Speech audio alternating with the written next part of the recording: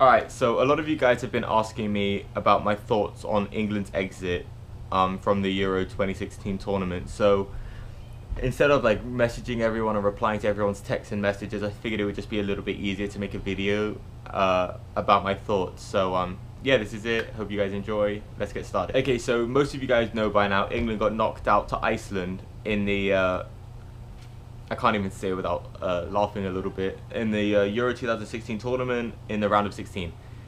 Iceland, a country that has about 300,000 people, a country whose manager is a part-time dentist, beat us. England, who has 40 million people, debatably the best league in the world, you know, certainly the richest league, the most watched league. And this video isn't, you know, to criticize Iceland. I'm not saying anything mean about Iceland.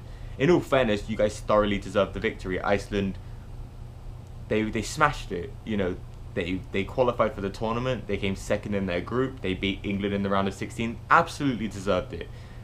So, you know, fair play to Iceland. What this video really is critiquing England and basically ranting about how shit we are.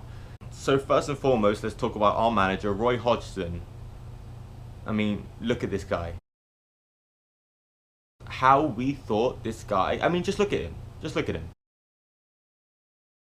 How we thought he was going to be a good manager for our country is beyond me. I mean, it really is. We're paying this guy $4-point-something million a year.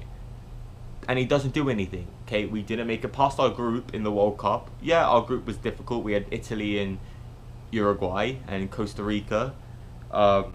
We didn't make it out of there. We lose to Iceland in the Euros this year. Thank God he's been sacked. You know, thank God this guy does not know anything about football. Liverpool sacked him. He couldn't even get a job in England for the longest time. God knows how he's found his way to England manager. I mean, I don't understand that. I really don't. But yeah, thank God he's gone. I mean, I'm not gonna put the blame on him, only him. I mean, he's definitely a person to blame. I am gonna talk shit about him a little bit. He made some terrible decisions. Terrible decisions. Seeing from the people he's brought up to the squad to his tactics in the game, it's just embarrassing. Our whole tournament was embarrassing. You know, he takes players from big teams because they play on big teams. He thinks that they deserve to get on the squad. Player like Danny Drinkwater, who helped Leicester win the Premier League with 5,000 to 1 odds, an essential part to that team, doesn't make our squad. But Jack Wilshere of Arsenal, a player who played 2 hours of football last season, 2 hours of football, made the squad. No respect for him, no respect at all. Sorry, my phone's ringing. Joe, if you see this, I'll call you back later. No respect for him, and I think that's where it went wrong. I don't think our players respect him either. You know, okay, I'll talk about that in a second. Vardy, for example, fantastic season. I understand why Kane started the first game. Kane was the best goal scorer in England, highest goal scorer in England. So I understand why Vardy didn't start right away. Kane was shit. Okay, let's put that out. One shot on goal, I think, the entire tournament from an open play. Didn't get a single goal. He was absolutely terrible. Vardy should have started every single game after the first one. You have a player like Sterling. I don't even know if Sterling would be playing. I know for sure he would not be playing for England if he wasn't as fast as he is. And I would bet a good amount of money that he would not be playing for Manchester City if he wasn't as fast as he is. I don't think that he really knows how to play all that well.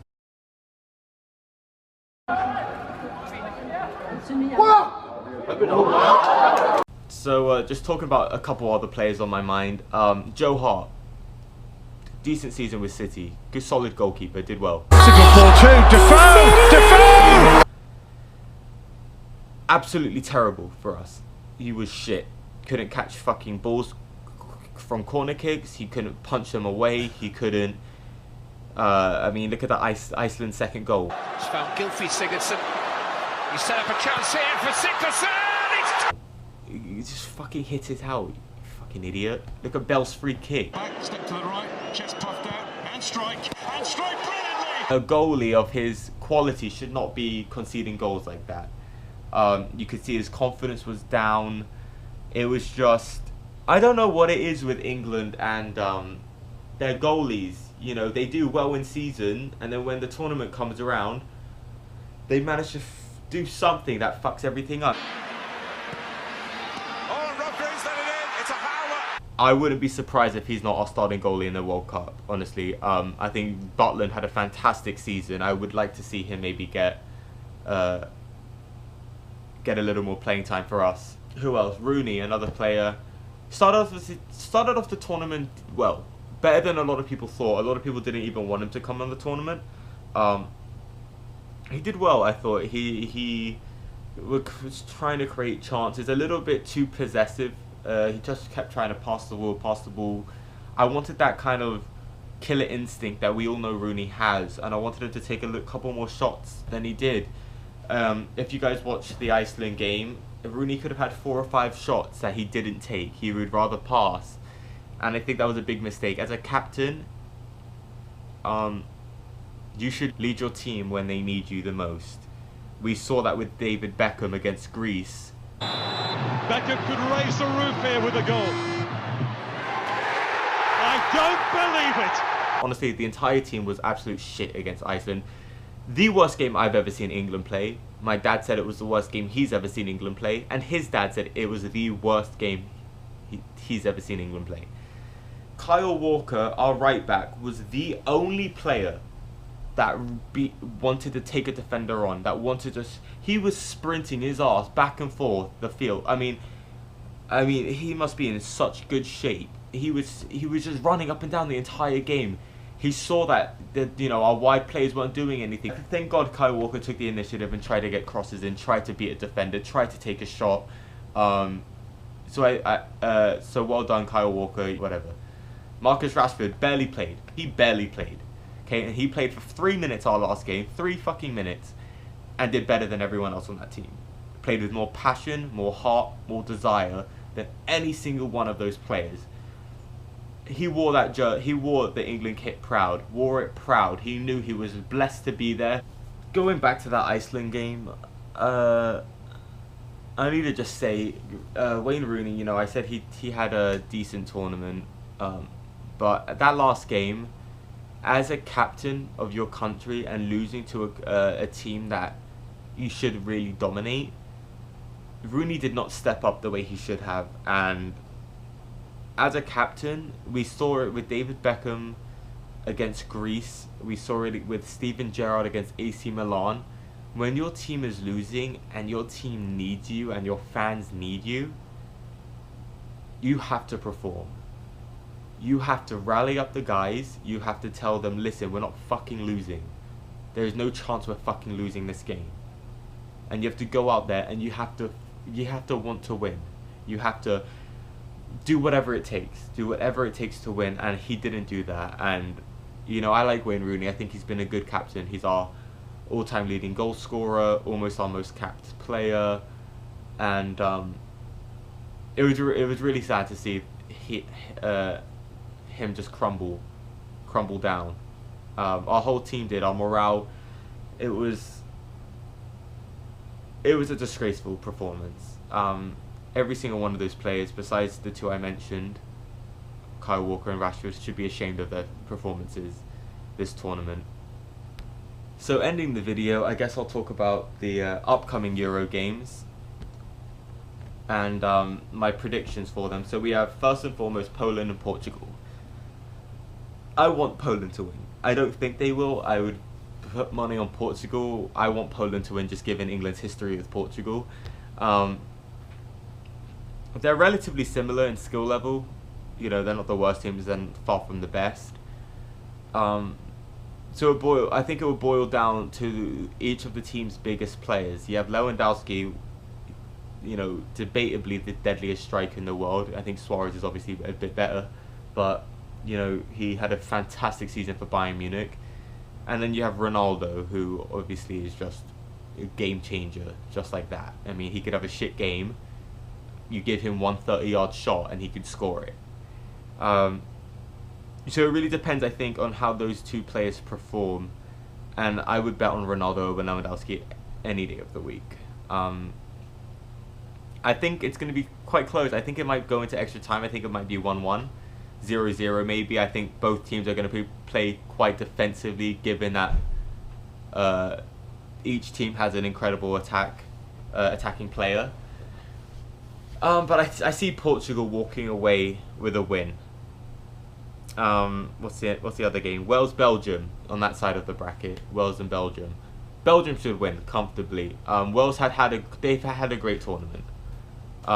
They've surpassed expectations, and good for them. I don't think they could beat a Belgium squad.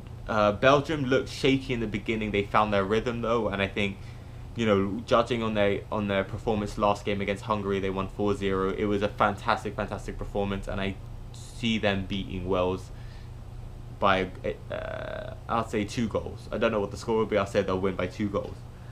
Who else is playing? France and Iceland. All right, we'll talk about that one last. Germany, Italy. It's going to be a fantastic game. A lot of people criticize the Italian squad. Criticized the squad that Antonio Conte brought to this tournament. They said it was the weakest Italian squad that they've had, and they've been probably the most impressive team of the tournament. They've beaten Belgium, they've beaten Spain, and I gotta hand it to them. Italy they're always such a good team in tournaments, and they're proving it once again. No matter the squad that they bring, those players play with heart, they play with passion, and they want to win every single game. They want to win every single ball. They want to complete every single pass. They want to test the goalie out early with a couple early shots. And Antonio Conte's a tactical genius. Chelsea's next manager. I'm super excited about that. But I think Germany's going to win. I think they've just won the World Cup. They haven't lost their game in the tournament. They just beat Slovakia comfortably 3-0. And I think they'll win. I think Germany will go through. And then finally we have France and Iceland. Alright. France should dominate Iceland. I'm going to say that straight up. France should dominate Iceland. Then again, I said England should dominate Iceland, and we didn't. We were dominated. But I think France will win by 3 goals or more. Unless Iceland play like 5 people in the back and hopefully they just get to penalties. I think that's what Iceland are probably aiming to do. They're going to probably be a little bit cautious going forward so they don't get caught out on a counter-attack. But I think if Iceland can manage to get to penalties and just take their chances on penalties, that's probably their best bet. So I'm quite excited to see how that one turns out. But France should win. So then that leaves Portugal, Belgium in the semi-finals, and then Germany, France. Portugal, Belgium. I say Belgium. I think Belgium will reach the final. They have the easiest side of the bracket for sure, and they're the best team in that bracket without a doubt. I mean, they just are. You look at their roster, you look at their wins throughout the tournament, they're just the best team, and they should win. Whether it will be a comfortable victory, I don't know. They should make the final though. And Germany, France. So, before the Euro tournament started, I created a bracket, and this was actually the semi-final game that I had written down, like according to like all the scores and everything, and the teams that were eliminated. It came down to Germany and France. I don't know who would win. I mean, I obviously have to just wait and see if Italy beat Germany first and foremost, but the host team always has that slight advantage. But we all know what happened to Brazil when they faced Germany and they were at home. I gotta say Germany. I think Germany's gonna win the tournament. I think it's gonna be a hell of a game, but yeah, I gotta put my money on Germany.